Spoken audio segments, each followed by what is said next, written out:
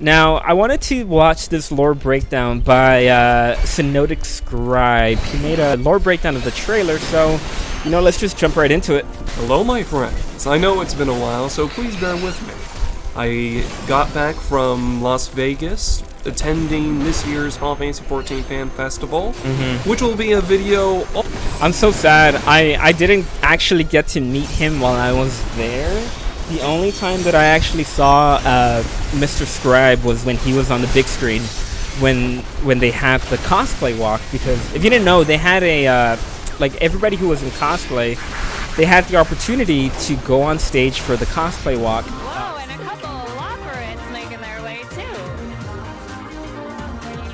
Walk.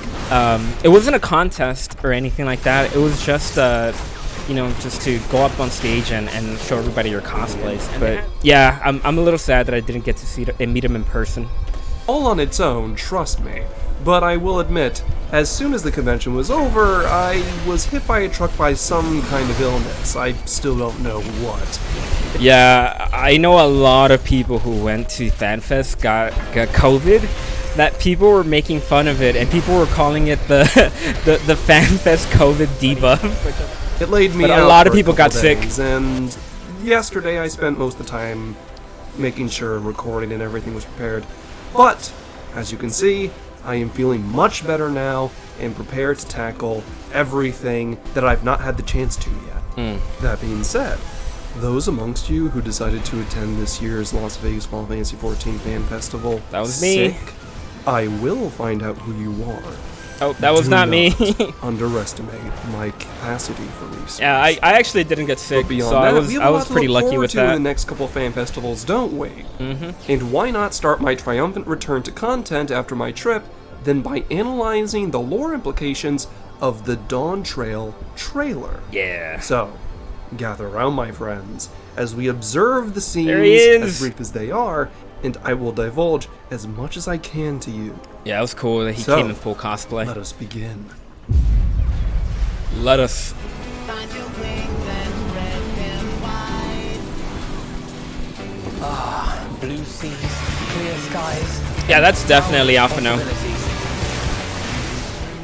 The scene, of course, opens up with crystal clear waters traversing the ocean. The ship is heading westward to the New World, with the Warrior of Light standing upon its front and a familiar Gleaner at their side. However, I will admit, I'm surprised that we're being escorted to the New World by a Charlian charter. Honestly, I had every expectation it would be someone of the Laminzan variety.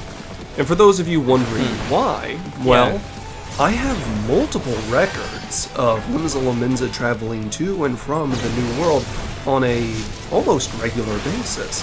Compared to Limza, Charlian doesn't have nearly as many confirmed expeditions to the New World. It was the original trips from Laminza that inspired Mamolja to come back to Eorzea looking for work. Dang. Whenever I hear a lore YouTuber talk or make a video on like something super obscure, I always wonder, like, how do they know such small, like, minutia when it comes to, like, the Limza Laminzians and how they traverse the world, and like, am I just not paying enough attention to the story? Like, how the hell do these people know all these little details about the game? It's so fascinating. I can, like, I'll tell you right now, I can never be a lore YouTuber. I just can't. Like, as much as I love the game, a lot of the small little details just go right over my head. Like, every time Urianger says something, I understand like 60% of what Urianger says. Even the current Admiral of Limza has traveled to the New World on more than one occasion. But speaking of the Mamolja, we are actually traveling to what is known as into the Encyclopedia Eorzea. Yeah, Indeed. That's true. The Mamolja we meet within Eorzea aren't natives. They never were. This, the homeland of the New World, the land of Tural, is where they're from. Well, most of them at least. As I said a moment ago, they have a bit of a mercenary culture. They enjoy going out and proving their worth through deeds done. And what better way to prove oneself than traveling over to a land that is embroiled in conflict, and few places were more dangerous than Eorzea at that time of arrival. The Mamoja had plenty of work. Isn't it interesting that this lore that I'm reciting to you has been available for literally years? Oh. The rumored Golden City of the Mamoja is a tale that we've known for a long time. Okay. It's not some brand new occurrence, but it's fun to understand that what we're going to experience in the new world is based on already established lore. A lot of it being, well, dating all the way back to 2.0, mostly. Speaking of which, it's hard to ignore the grand battle between the Warrior of Light and this leader of the Mamoja, isn't it? Right. This individual is known as the Autarch, the leader of the Mamoja. And what's our business with him? Well, even I don't know the answer to that one just yet. But what we do know is that there are tumultuous times in the future of Tural, as a contest for a new ruler is about to begin. Yeah. The right of succession will be declared, and the Autarch is either going to have to step down from his position or renew his claim. It will be very curious to see what happens in the future, as the Warrior of Light and the Signs of the Seventh Dawn seem to be embroiled in this right, whether they wish it or not. Right. That being said, though, Yeah, like, just listening to Yoshi P at the keynote, I do wonder what sort of game or what sort of like book or story they're using as inspiration for this new story, because I know a lot of people said that Heaven's Ward was inspired by Game of Thrones.